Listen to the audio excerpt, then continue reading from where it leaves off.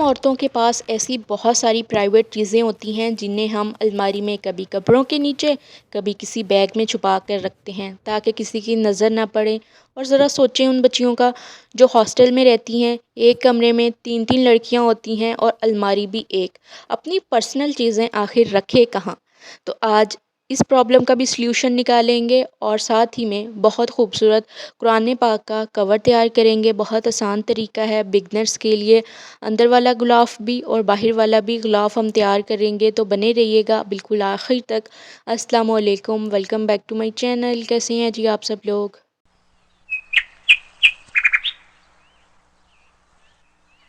تو سب سے پہلے جی مٹیریل دیکھتے ہیں۔ یہاں پر میں نے بکرم کے 2 پیسز لیے ہیں اور یہ ہے جی 10.5 کا اس طرف سے اور 10.5 کا اس طرف سے۔ اچھا جی، چوڑائی اس کی یہی ہے لیکن جو لمبائی ہے وہ 10.5 کو ڈبل کر لیں تو یہ بن جائے گا تقریباً 21 انچز۔ تو یہ میرے پاس ٹوٹل ہے جی 21 انچز۔ تو اب ہم نے اس کے ساتھ ایک چھوٹا سا اور پیس نکالنا ہے جو کہ 6/5 کا ہے۔ ہم اس کی لائننگ پہ بھی، مین فیبرک پہ بھی بکرم ضرور لگائیں گے، اس سے بہت اچھی سی سٹفنس آ جائے گی۔ آپ فوم شیٹ کا بھی اس میں یوز کر سکتے ہیں لیکن بکرم سے اچھا کام چل جائے گا تو ہم بکرم کا ہی یوز کر لیں گے۔ اب باری آتی ہے جی کپڑا چپکانے کی، تو میں نے یہاں پر فیبرک کا مین پیس لیا ہے پرنٹڈ، اور اندر لگانے کے لیے میں نے پلین پیس لیا ہے بکرم، اس کو بھی لگائی ہے، ایکسٹرا فیبرک سارا کاٹ دیا ہے، اور جو چھوٹا پیس ہم نے تیار کیا تھا 5/6 کا، اس کو بھی ہم کپڑا لگا کے تیار کر لیں گے۔ اب یہاں پر ہم نے اس کو زپ لگائی ہے، کپڑے کی سیدھی سائیڈ ہے، زپ کی الٹی سائیڈ ہے، یہاں پر سلائی لگا چکے ہیں ہم، اور اب کچھ اس طرح کر کے اس کو اندر کریں گے زپ کو، اور پھر ہم نے جو لائننگ رکھی ہے تیار کر کے وہ یہاں پر اوپر سے تھوڑا سا موڑ کے ہم یہاں پر اس کو لائننگ اٹیچ کر دیں گے۔ اس سے ہوگا یہ جو بھی ایجز ہیں زپ کے سائڈ سے دھاگے نکلنے والے ہیں وہ بھی کور ہو جائیں گے اندر ہی اندر، اور یہ بالکل اچھے سے تیار ہو جائے گا۔ ایک سائڈ تیار ہوگی ہے، اب سیم طریقے سے ہم نے اس کی دوسری سائڈ بھی تیار کر لینی ہے۔ کپڑے کی سیدھی سائڈ، زپ کی الٹی سائڈ ہم یہاں پر اٹیچ کر دیں گے زپ کو، اور اسی طرح سے ہم نے اوپر بلو کپڑا رکھ کے سٹچ کر لیا ہے۔ دونوں پیسز جو ہمارے یہاں پہ تیار ہو چکے ہیں، اب ہم کیا کریں گے، اس زپ کو درمیان میں لے آئیں گے اور اس کے زپ کا جو رنر ہے نا وہ اس کے اوپر چڑھا دیں گے۔ تو اس کے بعد جی ہم اس کو جو اوپر ایکسٹرا ایجز ہیں اوپر اور نیچے کے، ان کو ہم کاٹ دیں گے، ایک جیسا بالکل کر لیں گے۔ صفائی کا اپنے ساتھ ساتھ بہت دھیان رکھنا ہے، کوشش کریں سلائیاں بالکل سیدھی ہوں۔ اگر آپ بہت آرام سے تسلی سے چیزوں کو سلائی کرتے ہیں تو نیٹنس آ ہی جاتی ہے۔ اب یہاں پر آپ دیکھیں، اس سے پہلے ہم اس کو درمیان میں زپ کو لے کے آئیں، آپ نے اس کا درمیان نکال کے نا اس طرح سے اوپر اور نیچے کٹ لگا لینا ہے۔ اس سے ہوگا یہ کہ آگے چل کے آسانی ہوگی آپ کے لیے۔ اور بس یہاں پر جی ہم نے اس کا درمیان نکال لیا۔ اب باری آتی ہے اس پیس کی، اس کو بھی ہم نے ڈبل بکرم لگایا دونوں کپڑوں کو، کپڑے کے بھی 2 پیس، بکرم کے بھی 2 پیس، درمیان میں بکرم رکھ کے اوپر نیچے کپڑا رکھ کے سٹچ کر لیا۔ جہاں جہاں پر سلائی آنی ہے میں نے ایک ایک پیر کا جو مین سلائی لگائی ہے اس سے ایک ایک پیر کا وقفہ چھوڑ کے میں نے یہاں پر پینسل سے بھی نشان لگا دیے تھے تاکہ جو میری سلائی مشین کی سلائی ہے نا وہ بالکل پرفیکٹ آئے۔ اب اس کپڑے کو ہم نے کچھ اس طرح سے الٹی سائڈ پہ کر لینا ہے، سیدھی سائڈ اندر چلی جائے گی، الٹی سائڈ اس کی باہر والی سائڈ پہ ہے، اور کپڑے کا بھی ہم نے جو یہ جو چکور پیس ہے اس کا بھی درمیان نکال کے یہاں پہ کٹ لگا لیں گے۔ تو پہلے ہم زپ والی سائڈ سے سلائی کرنا شروع کریں گے۔ یہ دیکھیں اوپر جو زپ ہے نا، زپ کا بھی درمیان آپ دیکھ لیں، اور زپ سے ہم اس کو سلائی کرنا سٹارٹ کریں گے کیونکہ زپ پھر کھلتی ہے تو اس سے نا اس کے جو نیچے کی میجرمنٹ ہے نا وہ خراب ہو سکتی ہے۔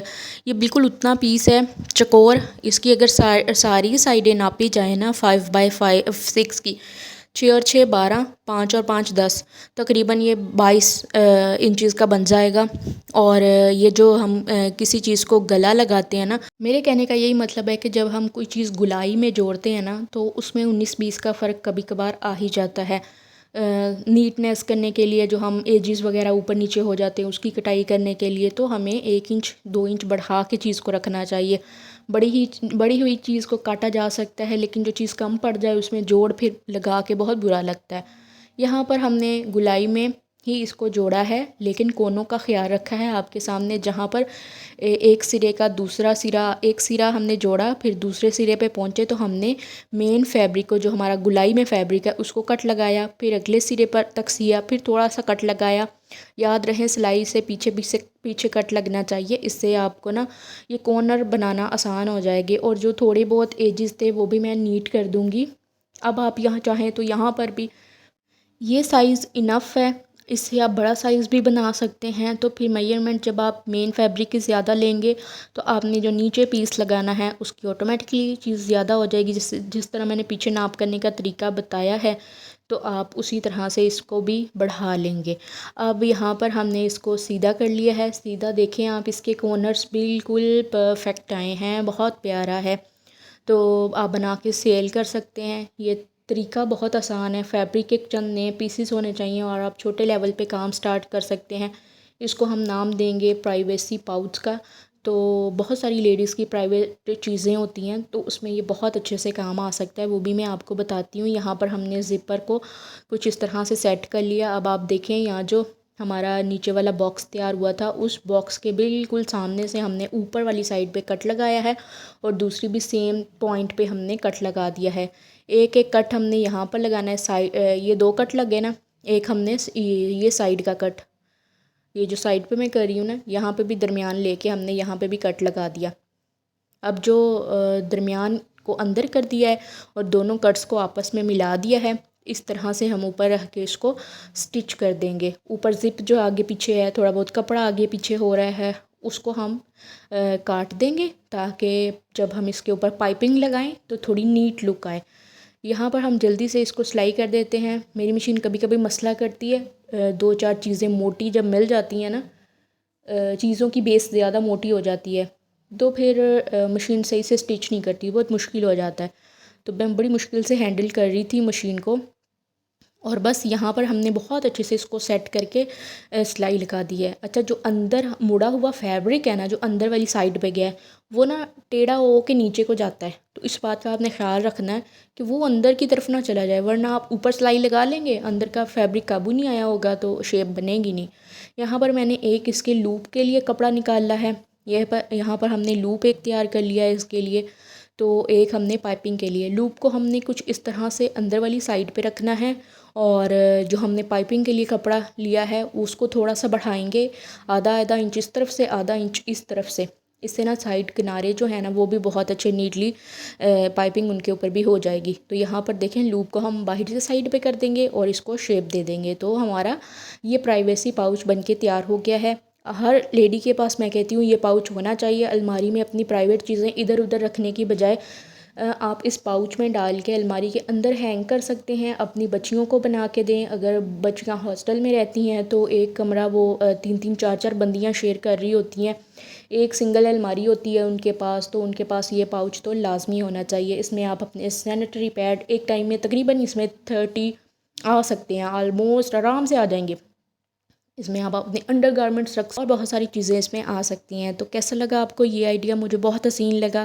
تو بس اب اپنی اگلی آئیڈیا کی طرف چلتے ہیں.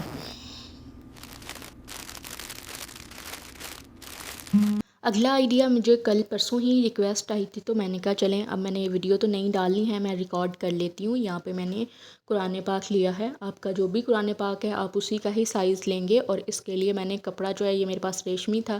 یہ وہ بہت کھسکنے والا کپڑا نہیں ہے، جہاں پہ سلائی لگاؤ یہ وہیں پہ سیٹ ہو جاتا ہے. اور بس اس طرح سے ہم نے کپڑا سیدھا کر کے نکال لیا اور اس کو خوب اچھے سے استری کر لیا. اس کے بعد ہم نے جی قرآن پاک کا ناپ کر لینا ہے. پہلے ہم باہر کی سائڈ سے ٹوٹل اس کی لینتھ دیکھ لیتے ہیں، ہائٹ اور اس کی چوڑائی. یہاں پر تقریباً یہ 12 انچز آیا ہے، اور یہ دیکھیں 12 انچ ہے. یہ پورا ناپ ہے، پورا. ابھی اس میں ہم نے سلائی کا کوئی بھی مارجن نہیں رکھا، اور اندر کی سائڈ میں چاہ رہی ہوں کہ 2 انچ کپڑا جائے. بس 12 انچ تھا، میں نے اس کو یہاں پر 17 انچ کر دیا، جس میں 2 انچ دونوں سائڈ پہ اندر کی طرف چلا جائے گا، اور آدھا انچ بھی اگر سلائی میں آ جائے تو آدھا انچ اندر والی سلائی کے اور آدھا انچ ٹاپ سٹچ پہ آ جائے گا، تو 17 انچ انف رہے گا. اس کی جو لمبائی تھی وہ 9 انچ تھی، تو وہ ہم نے اتنی 8 انچ تھی تو وہ ہم نے 9 انچ رکھی ہے، 1 انچ کا ہی فرق دیا ہے. اب یہاں پر میں نے 17 انچ کپڑا لیا اور چوڑائی میں اس کو لوں گی یہ 9 انچ میں نے کپڑا لے لیا. اس کو میں سلائی کر دوں گی چاروں طرف سے اور بس اس کو ہم نے تھوڑا سا گیپ رکھتے ہوئے سیدھا کر لیا ہے. یہ بہت آسان طریقہ ہے، ہر کوئی اس کو بگنرس ایزیلی بنا سکتے ہیں. اگر آپ سمپل ادھر تک ہی بنانا چاہتے ہیں، مطلب بس اتنا حصہ ہی کور کرنا چاہتے ہیں تو بھی ٹھیک ہے، نہیں تو اگر آپ باہر کا بھی غلاف دیکھنا چاہتے ہیں تو وہ بھی ابھی اگلے سٹیپ میں بنائیں گے ہم. تو ویڈیو کو ابھی لائک کر دیں اور بنے رہیں. یہاں پر جی ہم نے سیدھا کر لیا، میں نے اچھے سے استری کر کے تہیں بٹھا دی ہیں. آپ یہاں پر دیکھیں بالکل سینٹر میں ہم رکھیں گے، اور جب دیکھیں نا کور ہی نہیں ہوتا تو چیزیں کتنی جلدی خراب ہوتی ہیں. اس کے کارنر کافی چھلے ہوئے ہیں میرے پاس، جو دوسرے قرآن پاک ہیں ان سب پہ کور ہے، لیکن یہ کور کے بغیر ہی تھا. یہ میں سب سے زیادہ پڑھتی ہوں. اور یہاں پر دیکھیں یہ 17 انچی ہے، ابھی بھی تھوڑا بہت اندر سلائیوں میں گیا ہے. اب ہم کیا کریں گے، یہ 12 انچ ٹوٹل ہے اور باقی ہمارے پاس 5 انچ کپڑا بچا ہے. 5 انچ کو ہم نے 2.5 کر کے پورا کر دینا ہے. 2.5 ایک طرف سے آ جائے گا، 2.5 دوسری طرف سے اندر کی طرف فولڈ ہو جائے گا، تو ہم اس طرح سے فولڈ کر کے ایک اوپر ٹاپ سٹچ لگا دیں گے. تو بس جی یہ بن گیا ہمارا کور. اب آپ یہاں تک بھی کور بنا سکتے ہیں، کیونکہ میری جو سسٹر جنہوں نے مجھے یہ کہا تھا بنانے کے لیے، اگر آپ دیکھ رہی ہیں تو آپ مجھے ضرور بتائیے آپ نے کون سے والا غلاف کہا تھا. تو میں نے کہا چلیں اگلا سٹیپ بھی اس کا ریکارڈ کر لیتے ہیں. یہاں پر دیکھیں کتنا حسین یہ لگ رہا ہے، کور آ گیا ہے اس کے اوپر، بالکل نیو کی جیسے ہو گیا تھا. دھاگے وغیرہ میں اس کے کاٹ دوں گی. اب جو اگلا ہمارا سٹیپ ہے اس کے لیے میں نے ایک فیبرک نکال لیا ہے. یہاں سے ہم نے کچھ اس طرح سے قرآن پاک کو رکھنا ہے، اور تھوڑا سا آپ دیکھیں دونوں سائڈ سے میں نے گیپ رکھا ہے، 2 انچ کا گیپ ہے. یہاں پر ہم ایک کونے کو اس طرح سے اوپر رکھیں گے، اور بالکل آپ نے کونے پہ رکھ کے یہ کام کرنا ہے. ایک کونا ہمارا اس طرح سے اوپر جائے گا اور دوسرا کونا ہم پکڑیں گے، دوسرے کو اوپر رکھیں گے، اور پھر کونا جب کونے سے مل جائے گا تو یہاں پر ہم کٹ لگا دیں گے. تو اس سے آپ کو اندازہ ہو جائے گا کہ کتنا ایکسٹرا کپڑا ہے. دوسری سائڈ کو بھی ہم اسی طرح سے ناپ کرتے ہوئے اوپر رکھ دیں گے، اور جو اوپر تھوڑا جہاں پر کونے سے کونا مل گیا ہے وہاں پہ بھی ہم نے کٹ لگا دینا ہے. اب جتنا بھی ایکسٹرا فیبرک ہوگا وہ سارا کاٹ دیں گے، تو بالکل یہ نا ایک چورس پیس ہمارے پاس تیار ہو جائے گا بہت اچھے ناپ کے ساتھ. بہت زیادہ ابھی آپ کو ناپنا نہیں پڑے گا، بالکل ایفرٹ لیسلی یہ ناپ ہمارا تیار ہو جائے گا. اب یہاں پر ہم نے اس کو کچھ اس طرح سے پھاڑ کے میں نے الگ کر دیا. اب یہ دیکھیں آپ نے ایک دفعہ نا اس کو اس طرح سموسے کی شیپ میں ضرور رکھ کے دینا ہے، دیکھنا ہے جو ایکسٹرا پٹی ہے نا، یہ دیکھیں کٹائی کر دیجیے گا اس کی. اس طرح میں نے بریک سے سلائی بھی دے دی ہے آدھے پیر کی.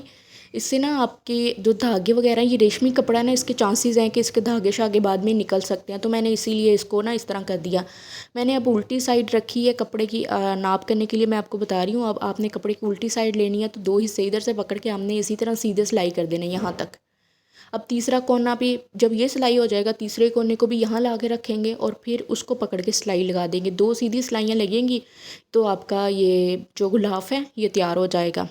تو ابھی میں اس کو سلائی لگا کے لاتی ہوں. یہ دیکھیں 2 سلائیاں ہم اندر والی سائڈ پہ لگائی تھیں، اور یہاں پر ہم نے یہ دیکھیں اس کو استری کر دیا ہے، تو بہت اچھے سے تیار ہو گیا. یہ بہت مجھے سادہ سا لگ رہا تھا. میں کیا کروں گی، اس کے اوپر ایک عدد لیس بھی اٹیچ کر دوں گی. اچھا یہاں پہ میں نے ڈوری نہیں لگائی، ڈوریاں ہمارے غلافوں کو لگی ہوئی ہوتی ہیں، لیکن یہاں پہ میں نے کوئی ڈوری نہیں لگائی. میں نے کہا میں بھی پہنا کے دیکھ لوں پورا بھی آیا ہے کہ نہیں، میں اگلا سٹیپ بعد میں کروں گی. تو یہاں پر دیکھیں ایک دم پرفیکٹ آیا ہے، اور یہاں سے ہم دیکھیں اس کو ایسے بھی چھوڑ سکتے ہیں، لیکن ہم اس کو بند ضرور کریں گے، آپ فکر نہ کریں. ڈوری نہیں لگائیں گے لیکن کچھ اور لگا لیں گے. یہاں پر میں نے بہت پیاری سی گولڈن کلر کی باریک سی لیس لگائی ہے.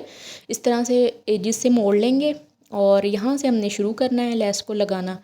اس طرح سے بالکل کناری پہ جو ہم نے سلائی نیچے لگائی ہوئی ہے، بالکل اسی سلائی کے اوپر ہم نے لیس کو اٹیچ کر دینا ہے. اس طرح سے بالکل اس طرح سے دونوں سائڈ پہ لیس لگ جائے گی. میں نے کوشش کی ہے اس کے سارے سٹیپس آپ کے ساتھ شیئر کروں. اگر آپ کی کوئی ریکویسٹ آتی ہے تو میری کوشش ہوتی ہے اس ویڈیو کو زیادہ ڈیٹیل سے بتایا جائے. تو یہ دیکھیں میں نے بہت ڈیٹیل سے اس کی ریکارڈنگ کی تھی. آپ لوگ بتائیں اگر آپ کو سمجھ آ گئی ہے تو. یہاں پر ہم نے کچھ لیس کو اس طرح سے اٹیچ کر دیا. لیس یہاں پہ لگ چکی ہے اور یہ بہت پیارا لگ رہا ہے. میرون کے اوپر یہ جو گولڈن لیس لگی ہے نا، کمال لگ رہی ہے. یہ دیکھیں اب ہم کیا کریں گے، اسی لیس کا نا لوپ بنا لیں گے. لیس کا جو آگے کونا ہے نا غلاف کا، یہاں پہ کونے پہ بالکل ہم نے لیس کا ہی لوپ لگا دیا ہے، اور اینڈ پہ دیکھیں گے کہاں تک یہ کونا پہنچ رہا ہے، بالکل وہاں پہ ایک بٹن اٹیچ کر دیا ہے۔ تو بس اس بٹن کو اس بٹن کے اوپر لوپ کو چڑھائیں گے تو بس جی یہ ہمارے قرآن پاک کا غلاف بن گیا۔ آپ لوگ بتائیں یہ غلاف آپ کو کیسا لگا، اور پچھلا جو ہمارا پرائیویسی پاؤچ تھا وہ کیسا لگا، دونوں آئیڈیاز کیسے لگے ہیں جی مجھے لازمی کمنٹس میں بتائیے گا۔ تھینکس فار واچنگ، اپنا ڈھیر سارا خیال رکھیے گا، مجھے بھی اپنی دعاؤں میں یاد رکھیے گا۔ اللہ حافظ۔ یہ دیکھو پھر